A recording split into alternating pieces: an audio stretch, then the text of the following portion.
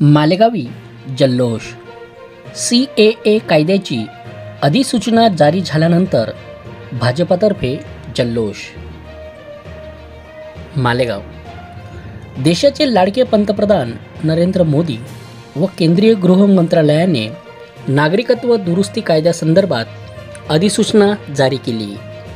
नागरिकत्व दुरुस्ती कायद्यासंदर्भात CAA या प्रकरणी अधिसूचना जारी झाल्यानंतर या निर्णयाचे मालेगाव भाजपाच्या वतीने स्वागत करण्यात आले.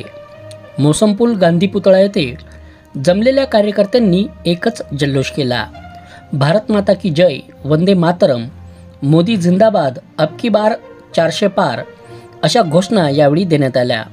जिल्हाध्यक्ष प्राध्यापक निलेश कचवे, प्रदेश सदस्य दादासाहेब जाधव, भाजप नेते लक्की आबा गिल, ओबीसी आघाडी प्रदेशा उपाध्यक्ष दीपक पवार, भरत पोपळे, सौ मंजुषा कजवाडकर, जिल्हा उपाध्यक्ष सुनील चौधरी, नाना मराठे, महेश वाघ, सरचिटणीस कमलेश निकम, धनंजय पवार, तालुका अध्यक्ष गजवान्ना देवरे, हेमंत पुरकर, महिला जिल्हा अध्यक्ष सौ सुरेखा भुसे, रजिया शहा, युवा मोर्चा तालुका अध्यक्ष योगेश देसले, किसान मोर्चा जिल्हाध्यक्ष बाळा सावकार, उपाध्यक्ष कैलास शेवाळे, तालुका सरचिटणीस माधवराव काकळीज, युवा मोर्चा जिल्हा सरचिटणीस राहुल पाटील, बाप्पू मिस्त्री, वैद्यकीय आघाडी जिल्हाध्यक्ष डॉक्टर विनोद जैन, शिक्षक आघाडी जिल्हाध्यक्ष शरद लोंढे, प्रकाश मुळे यांच्यासह कार्यकर्ते सहभागी झाले होते.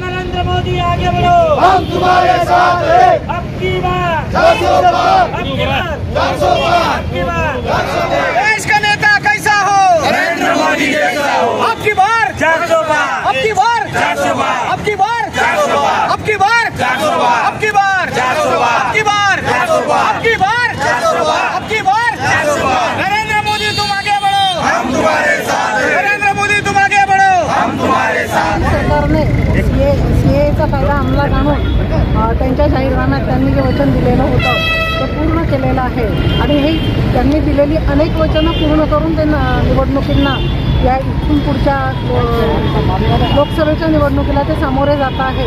त्याच्यामुळे हा जल्लोष करणं हे अपेक्षित आहे आणि गरजेचं आहे.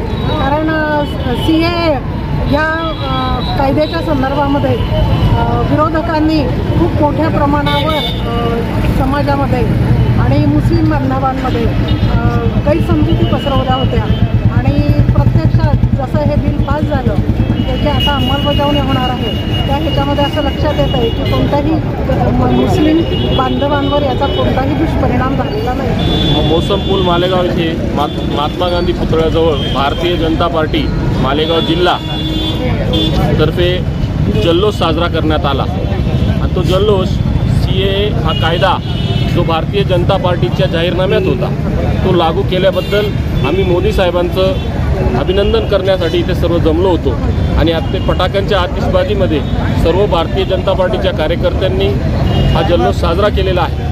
भविष्यात अनेक लोकहिताचे जनकल्याणकारी निर्णय भारतीय जनता पार्टीचे सरकार घेईल आणि त्याच्यासाठी आम्ही सर्वजण मोदी साहेबांसोबत आहोत आणि भविष्यात मोदी साहेबांचं सरकार येऊन याच्यापेक्षाही न भूतो न भविष्यती असे कायदे व असे निर्णय होणार आहेत.